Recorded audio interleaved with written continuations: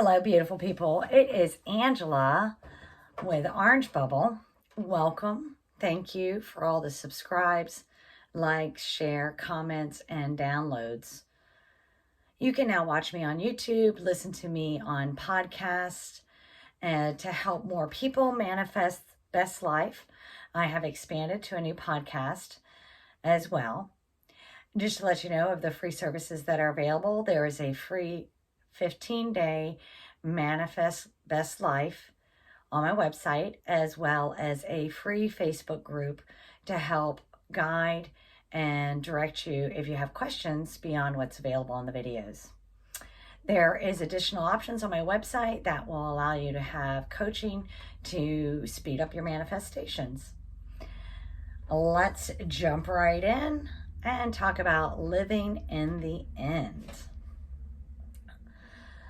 So living in the end is a philosophy that Goddard said to manifest your desires.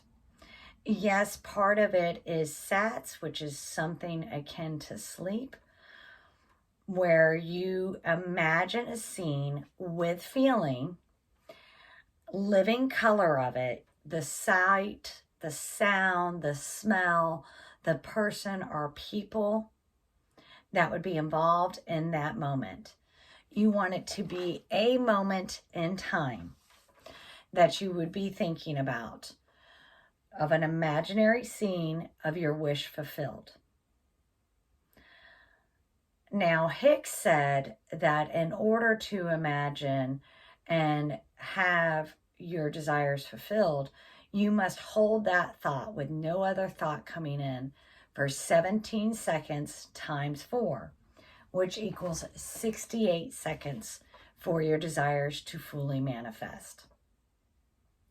How does this apply to living in the end? By imagining your scene in great detail, you can think about it wherever your time allows. It is basically using your imagination or your daydreams to see it come to reality. You can do it throughout the day. If you have a spare moment to yourself, to just pull up that scene in your imagination and think about it. All of the sights, feelings, sounds, smells that would be involved in it. If you can hold that consistently for 68 seconds without another thought coming in, it becomes your reality, which is really what Goddard was saying as well. He just didn't say 68 seconds. He was just saying imaginary scene. So, therefore, how do I do that? It's why meditating is so important. Because when you meditate, you quiet this mind to where your mind, which has somewhere around 70,000 thoughts a day, that's scientific knowledge. They say your mind has 70,000 thoughts a day. When you meditate, you slow down that thought so that you're more controlling of your thoughts and how they are directed. It's why self-concept is so important as well, because it brings in the belief in yourself, the confidence in the self, the love for yourself to be able to have what you desire. Because otherwise it's just a want, a need, but it is not a desire fulfilled because you aren't able to quiet your mind and relax in the self-concept of knowing that you are your operant power and you can manifest. So let's talk about it. Once you've meditated, and you're now able to quiet your thoughts of that 70,000 seconds, 70,000 thoughts per day, and quiet it to where you can have one consistent thought for 68 seconds uninterrupted, the desire manifests because your belief in yourself is there. Living in the end. As we said, this is an imaginary scene. So can you manifest in steps?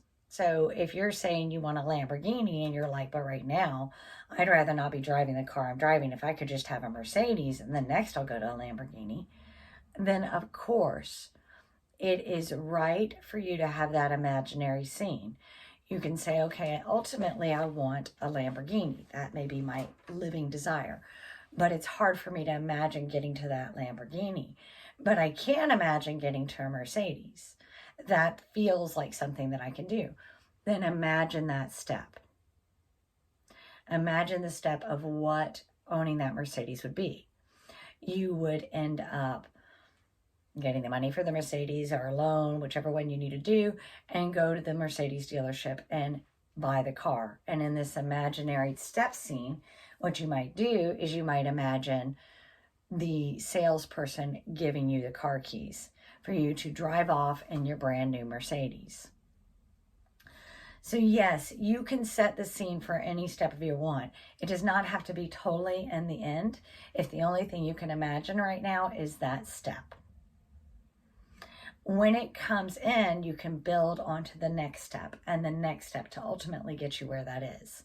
If we're talking about love, then in that love manifestation, maybe the steps, if you don't have a particular person in your life, you just know that you want love, you want marriage, you want kids, you want the whole 9 yards, that is fine to want that. But now you're like, well, how do I get it? You need to let the how go, realize it will come in. But what I want you to be able to do is recognize that you can do it in steps. First, I'm going to meet a wonderful person who's a specific person for me. Next, we're going to go on a date. If that's how you need to do it, oh, we have excellent communication. I love how the communication just flows easily between the two of us. That's okay. Knowing that in the end, you are going to have your desire. So, in living in the end, it is the feeling of the scene. The feeling and every little detail that's involved in it. Seeing it in your mind without having to build it up. To just be able to actually see, oh, here's me getting married to the love of my life.